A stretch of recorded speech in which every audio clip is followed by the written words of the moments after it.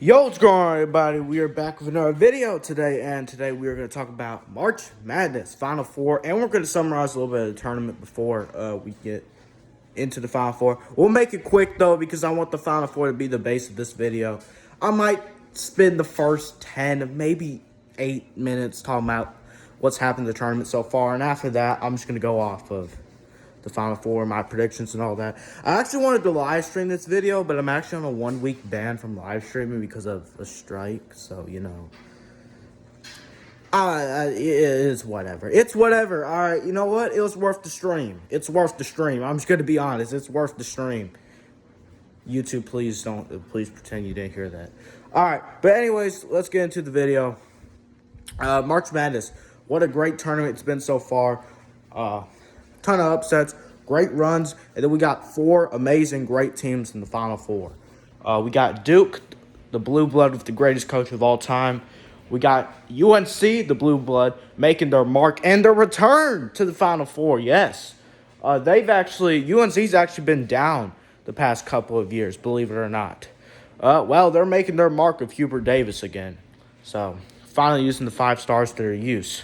We got Kansas, the one and lone and only 1 seed left. And then we got Villanova, the best free throw shooting team of all time. Hey, y'all don't hate on that now. I'm just saying. All right, but for real though, we got 4 great teams in the Final Four, and we've had 64 other great teams play amazing in the tournament, and I'm so excited to break this down with y'all. And 68 teams in the tournament. Yeah, you get it. All right. Anyways, let's go in the first round. Great matchups there. Kentucky and St. Peter's. I know Kentucky's the entire joke of this entire tournament. You know, this SEC Trash Talk video series is about to start up, and soon I'm going to move to other conferences. Well, Kentucky, I hope you're up first because you just absolutely embarrassed yourself on national television. So, yeah. You'd be fun to toy with. And so would Alabama. Other football-related reasons, though. So, anyways, I'll talk about that later. That series might start tomorrow, by the way. But anyways, Kentucky, always be ready, man. John Calipari, once again, getting great talent. I mean, credit to him. He has a national championship, but I don't know. Kentucky has not had... You know, some Kentucky fans don't think he's lived up to the standard at Kentucky.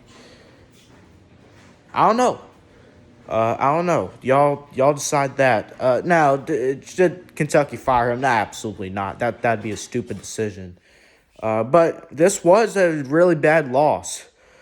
Not only were you a 2 seed, you know, for a 2 seed to lose a game to a 15 seed, it's like, okay, you know, we had a great team this year. This is a bad loss. You're just gonna have to suffer it and just move on. For a blue blood 2 seed to do this, though, who's supposed to make a natty run, that's a little bit different, and that doesn't go well with athletic directors. It doesn't, especially when you're not, you know, it really, you know, when you're a blue blood like this, you can't be losing like this in the first round, and Kentucky failed miserably in that area and lost in the first round. So, yeah, not good there. What else happened? Tennessee lost early in the second round. Another natty favorite. In fact, Michael Hogan Ballard both picked Tennessee, speed and defense. I thought they were a great team too, and just like every year, Rick Barnes blows another tournament. It's him and Mark Few always blowing it in March. It makes no sense. And unlike Mark Few, Rick Barnes has not made a Final Four run yet. That's, you know, I'm just saying. You know, Tennessee wants to talk, you know, he lost to Purdue 1 year in the Sweet 16.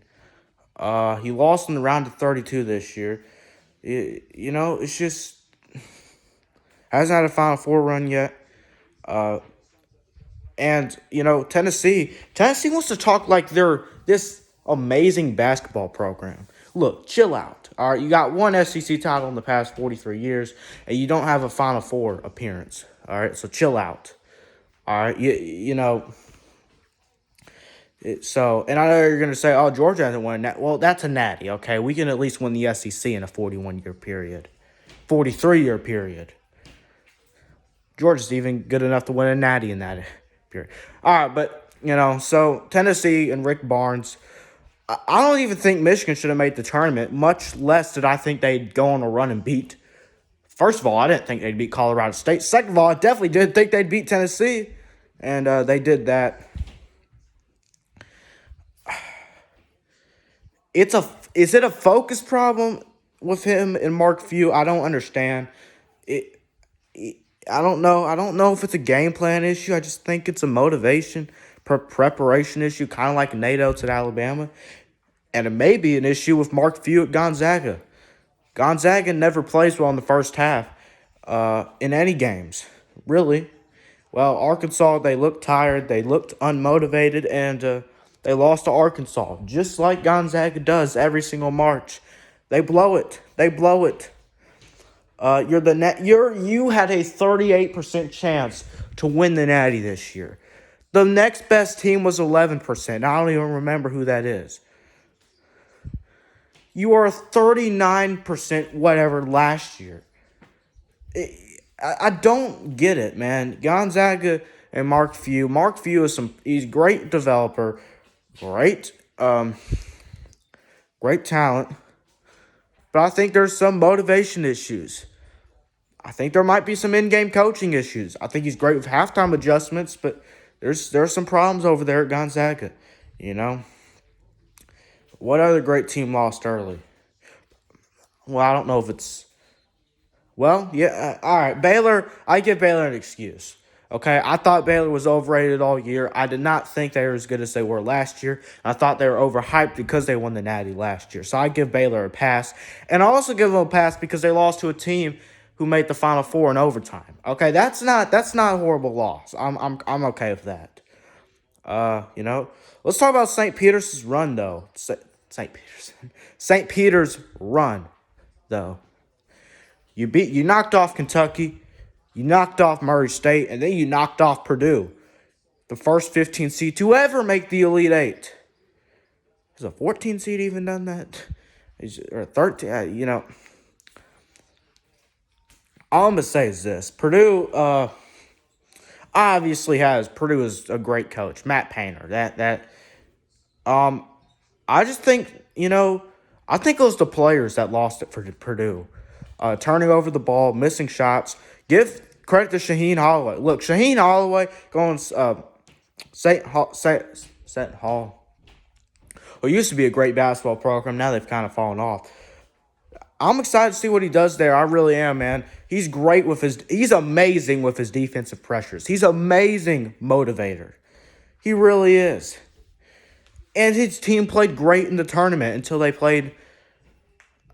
They beat a team with a bunch of 5 stars, Kentucky.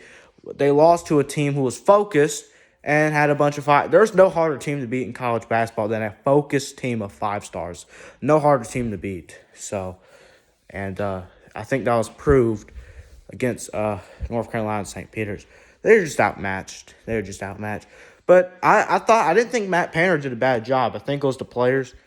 I think they maybe should have given it to Williams a little bit more down low. I thought he was playing well, and it would have reduced some turnovers. But the pressures, St. Peter's contesting every shot, you could tell they had the heart to win it, the heart of a lion. Credit to them, they deserved it. Arkansas, how about them Razorbacks on that run, man? Great run for Arkansas. Great run.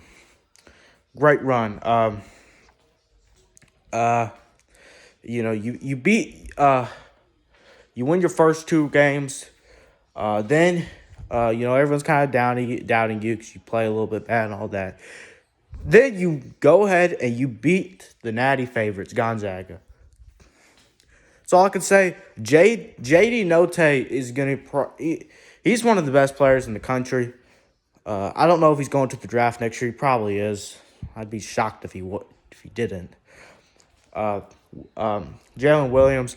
Arkansas had a great team. They had a great team all year. Well, they had a great team after their 3-7 start or whatever. But they finished strong. They were great. They got hot. Credit to them, man. They did really well. Who else went on a run? Houston, who I predicted to go to the Final Four. Was this close? This close? This close. Houston, how about them beating Illinois? Illinois has they have a coaching problem as well. Talent was amazing, developing probably pretty good for the most part, but the in-game coaching is where, or I don't know if it's necessarily in-game coaching. See, in-game coaching, that's Bruce Pearl's issue. He's a good motivator, not best at game plans and all that. I think Illinois is a motivation problem and maybe a little bit of an in-game coaching problem, game planning, strategy. I think Houston outcoached him, outplayed him. They showed that Illinois is kind of like Alabama, one of the most inconsistent teams in the country. So, they showed that. Yeah. How about, not sure if he watches my videos. Jeff Webster, his team, Iowa State, had like they went 2-11 in the conference last year, whatever. And this year they make the Sweet 16. Give all credit to them. They made a great turnaround. And give even more credit. And they beat Wisconsin as well, which is a great win. Wisconsin is a team I thought would make. God, I really did pick them to make the Final Four. No, I picked them. I picked Elite Eight. My bad. So I picked. Oh, that's where we're gonna go on next. But give more credit to Miami. Miami make the Elite Eight for the first time in program history. Great coaching. If better developing, better talent, they could really be a great team in the future. And on top of that, Auburn, number 1 ranked team all year, buddy. What happened? Dancing on logos in the middle of the season, man. Hey, we're number 1. We're the national champions. We've already won it. Won what? There's a reason why I made it. When everyone thought you were going to win the national title, there's a reason why I made an 18-minute video explaining why you weren't going to win the national title. And I was right. You don't shoot well.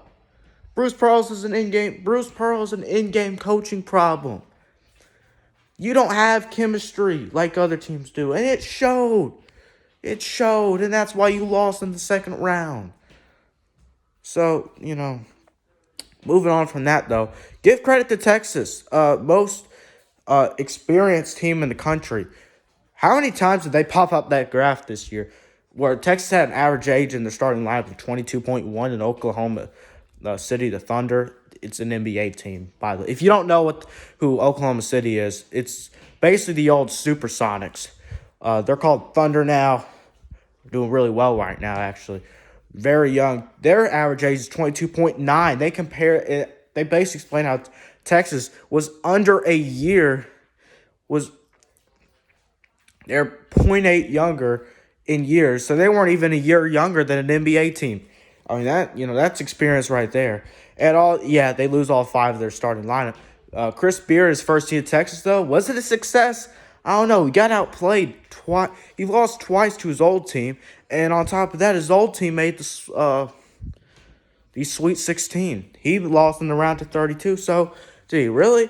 I don't know. Was it a success? They had a good team, though, and they lost to a good team in Purdue. They also had a tough run.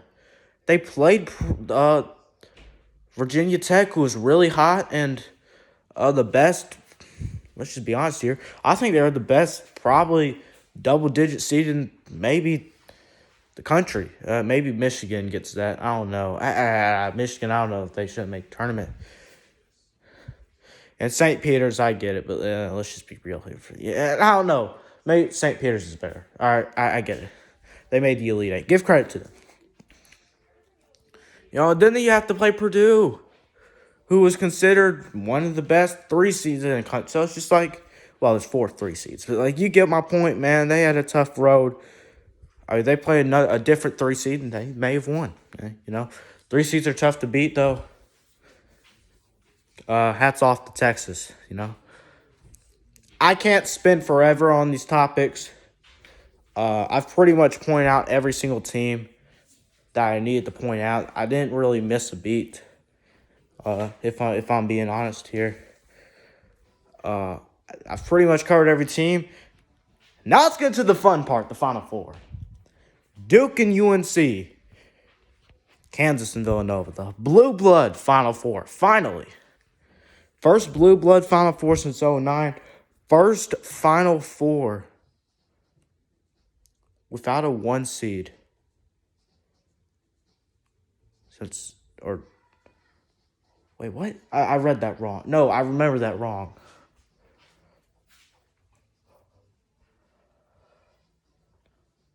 Oh, I messed that up. My bad. All right, let's just ignore what I said there. Duke and UNC, let's cover that matchup first. Hubert Davis, Coach K. Third matchup. Coach K's 98th game against UNC. 12% of his losses versus UNC. Allotted them to Roy Williams. What else? Blue Blood, the greatest rivalry in college basketball. Might, and no offense to the Iron Bowl, maybe the greatest rivalry in sports. Coach K.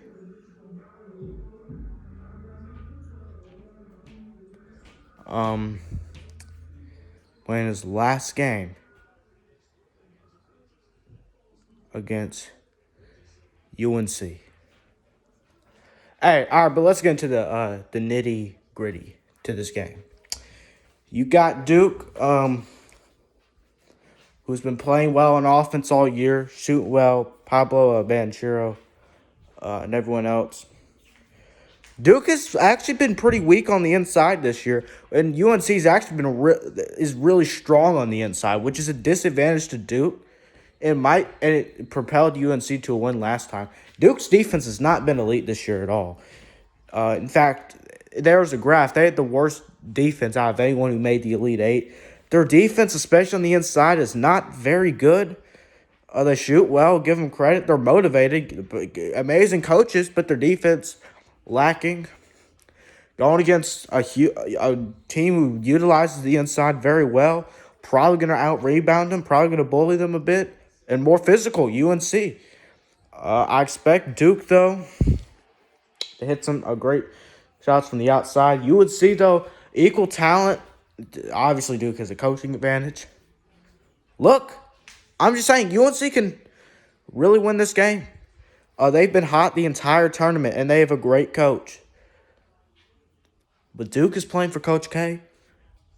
They've had more chemistry than any other team in the tournament. They've played like brothers the entire tournament. They're playing for Coach K. They want to win it for him.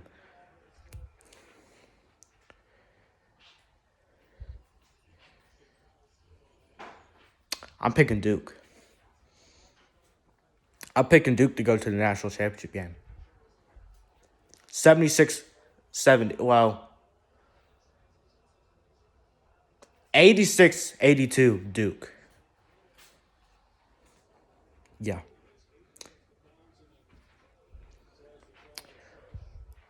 UNC has a great season. They definitely have a bright future. Definitely great talent. Definitely a great coach. And we'll see you next year. But Coach K, who proved me wrong. Duke, who proved me wrong. Going to the national championship, baby. And I'm rooting for them all the way home.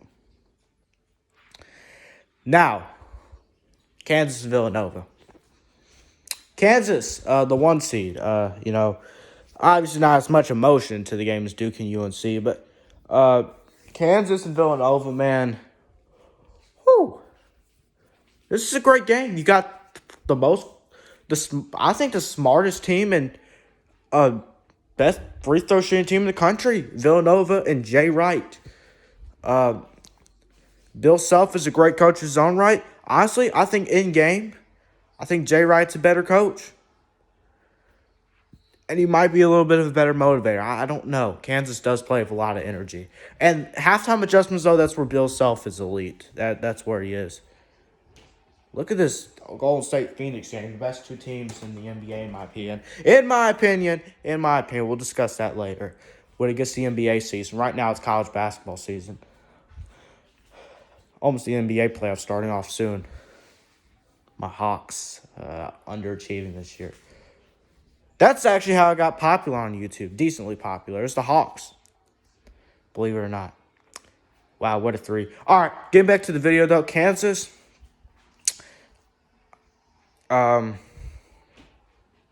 Abajo for Kansas. The star player all year. Honestly, he's been underwhelming this tournament. And Kansas has just shown how good they are.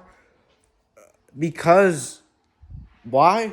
Well, it's because they're using the rest of their team. And honestly, they're playing like a bunch of rock stars. And, they struggled in the first half versus Miami. They're struggling left and right, but the other players are showing out. Their star player is not, and that's a little bit concerning when you get in the Final Four, the 4 best teams in the country. That's concerning. Bill Self, credit to him, a national champion. He's I don't know, man. I feel like Jay Wright is a little bit of a better coach. I'm just going to be honest. Jay Wright is 2 natties. 2 natties. In the past. Well, does COVID year count? I don't think it does. So 2 natties in the past 5 years. For Jay Wright. So, look. We'll see, but, I'm going to say this. I think Kansas is more talent. Villanova might have a coaching advantage, smart advantage, free throw shooting advantage. I think Kansas is more physical on the inside. They're probably going to have more turnovers. I think they're going to shoot better, though. Villanova's probably going to pass better. They're probably going to out-rebound Villanova. They might even have more They're probably going to have more fouls than Villanova. I'm picking Kansas to win this game. And I think Abajo will finally show out in the Final Four. I'm going to make a bold prediction here. I'm going to say Abajo has at least 25. Mark my words. I think he has at least 25. I think Kansas is going to win this game. Let's go 78-72. Let's go 78-72. So. Oh, wow. Actually,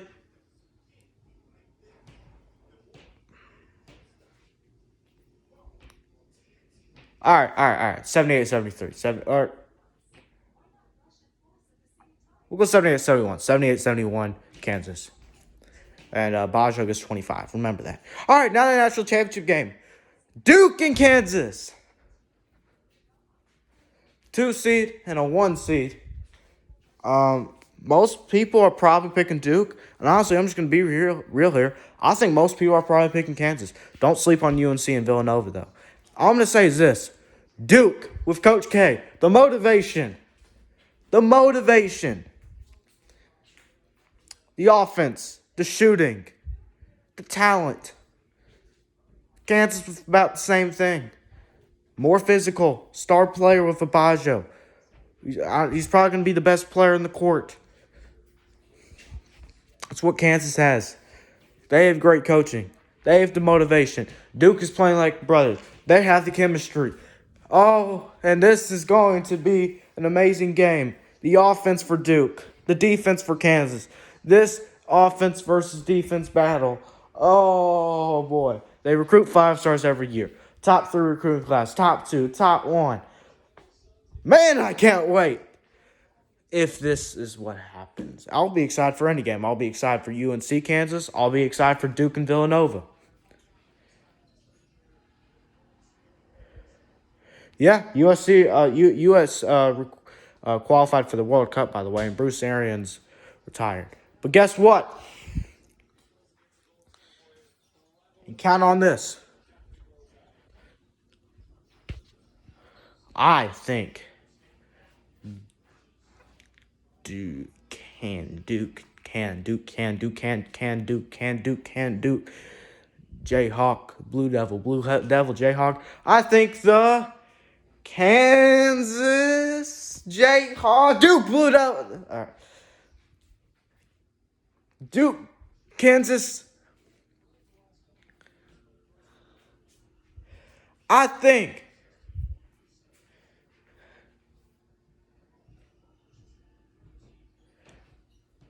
Coach K and the Duke Blue Devils get this game and they win the national championship. Bank on it, baby. Whoa!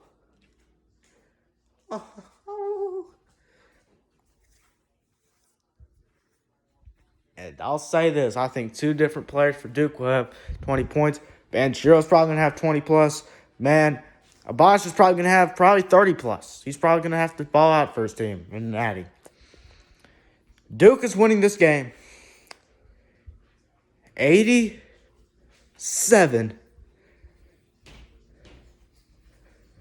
to 80 to 80. They're going to have more motivation. They're going to want it more. They are going to win. Coach K's 6th national title for Duke. He is 5 right now. 2015, 2010, 2001, 1991. Yeah. And I think he's going to get another one. Make it 6, baby. Make it 6. Duke is winning the national championship. Thanks, everyone, for watching. Thanks for all the support. Thanks for watching this video. Me analyzing the tournament, analyzing the Final Four. Thank you. I'm sorry I couldn't live stream. I got a strike right now. Can't do it. Bye, Georgia. Watch this video so much. Oh, yeah. SEC Trash Talk videos might be releasing soon. And the argument between me and Rise Up is going to happen at 7 o'clock tomorrow. Can't wait to see y'all there. Other than that, and I'm going to put some more shorts, too. Make y'all feel better. Peace and go dogs. See y'all later, man. Duke.